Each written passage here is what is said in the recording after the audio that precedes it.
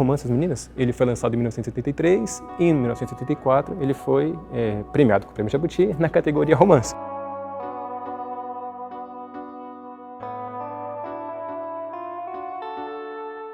Publicado em 73, premiado em 74, e isso é um momento bastante específico da história brasileira, né? Então a gente vivia um período sob uma ditadura militar, uma ditadura civil-militar, se a gente quiser também. Não só isso, foi o período mais repressivo desse momento político, né? O enredo do livro se passa justamente nesses anos de chumbo, e isso é um aspecto importante do livro, né? Ele é um romance que vai pedir uma certa atenção dos leitores, né?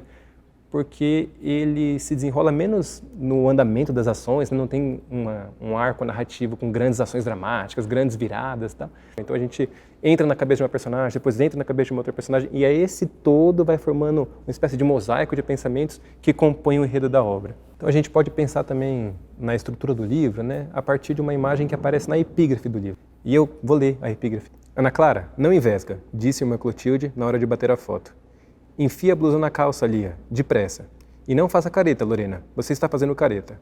A pirâmide. Pois bem, essa imagem da pirâmide, eu acho que ela é uma imagem que aparece no começo do livro, né? Então essa pequena cena aí, e essa cena ela não aparece exatamente no livro, né? Existe uma hora em que uma das personagens olha para essa foto que foi tirada, enfim, nesse momento, e tem a lembrança dessa cena, né? Mas a cena em si não se reproduz, né? Enfim, no romance, né? É interessante a gente pensar essa pirâmide porque essa pirâmide é formada por 3 vértices, né? Então a gente tem 3 personagens principais e essas 3 personagens estruturam o modo como o romance vai se desenvolvendo, né? Então a gente tem talvez a personagem que seja mais importante, que é a Lorena Vaz Leme. Eu acho que é importante a gente também saber os nomes completos das personagens porque isso tem significado na obra, né? Ela é de uma família que a gente chamaria hoje de quatrocentona, né? Enfim, uma família de um passado muito rico, né? E ela também é uma personagem rica. A gente tem Lia de Mello Schultz, que é uma jovem, filha de um alemão com uma brasileira da Bahia. Então esse nome Lia Mello Schultz. E tem Ana Clara Conceição, que é uma filha de mãe solteira, né? Então por isso só um sobrenome. E essas 3 formam então essa pirâmide que estrutura a obra, né? Ela ajuda a gente a entender também o próprio modo como a narrativa é construída ao longo do romance, né? Então, você já cai de cara numa narrativa em primeira pessoa da Lorena, né? Que vê que é uma narrativa em primeira pessoa e do nada, assim, com uma pequena separação de algumas linhas entre um parágrafo e outro, você já passa para a narrativa de uma outra personagem, né? Que no caso da Lia, que aparece na narrativa da Lorena, né? E mais adiante a gente tem um outro narrador ainda, que é um narrador em terceira pessoa, esse narrador um pouco misterioso, que não faz parte da história.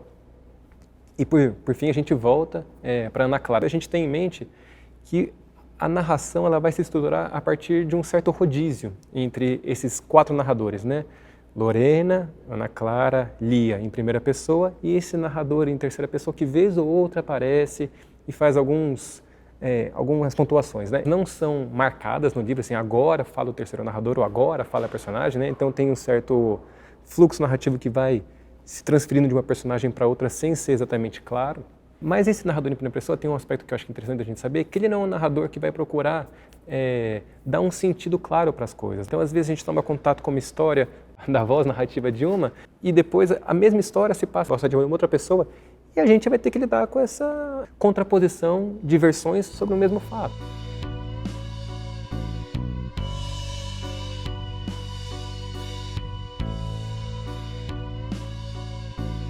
A gente tem essa história estruturada em torno mais dos pensamentos das personagens do que propriamente das ações. Isso também tem consequências, né, no próprio modo como a trama se desenvolve, né? É uma trama que se passa em poucos dias, fica evidente que se passa em poucos dias, e se passa num período de greve da universidade, né? Essas 3 meninas elas estão no mesmo espaço porque elas habitam o mesmo pensionato, o pensionato Nossa Senhora de Fátima, e ali vivem outros estudantes, né? E como a universidade está de greve, a presença delas se intensifica nesse momento de greve em que não tem ninguém ao redor, né? E aí, nesse processo, a gente toma contato com os pensamentos dela, como disse, e também com as crises que elas estão vivendo, né? O Brasil vivia um período de intensa crise política, né? Enfim, de grandes mudanças da sua história e tal. O livro trata da ditadura militar, ele tem um aspecto crítico, né, em relação a isso. O contexto, ele surge como uma espécie de modo pelo qual as personagens vivem essas coisas, né? Então, elas têm as suas questões pessoais, essas questões pessoais, elas dialogam diretamente com esse contexto e é por aí que a gente consegue entender essas relações, né? Que, é claro, são pautadas por contradições, por sentimentos que não são exatamente lineares.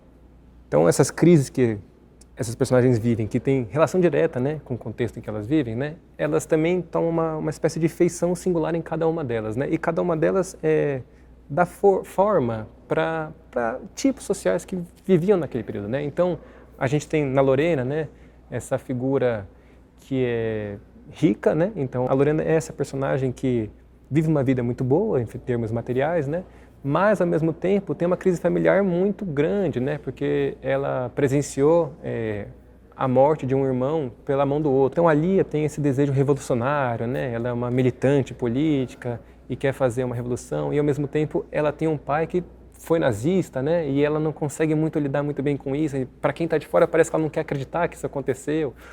E a Ana Clara, que aparentemente seria a personagem mais alienada, se a gente quiser usar os termos da época, né? Porque ela vem de uma família pobre, né? Enfim, ela tem um uso problemático de drogas, tem um relacionamento com um homem que é um traficante e sempre quer uma ascensão social, quer dinheiro, só pensa em dinheiro, dinheiro, dinheiro. Mas, ao mesmo tempo, é da boca dela que saem as críticas mais agudas, as críticas mais feridas, as ilusões de classe que a Lia e que a Lorena viviam também.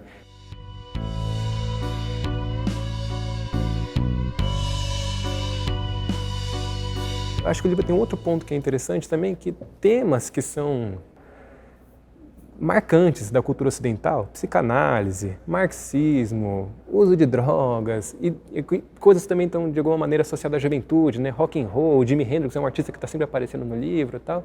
Eles também surgem nesse processo, né? Então, e aí eu acho que fica um ponto interessante para quem está prestando vestibular pensar, que é alguns temas que à época eram tratados como um tabu, né? Então, a gente vê uma série de contradições, enfim, no modo delas vivenciarem o que seria uma espécie de libertação feminina na época, né?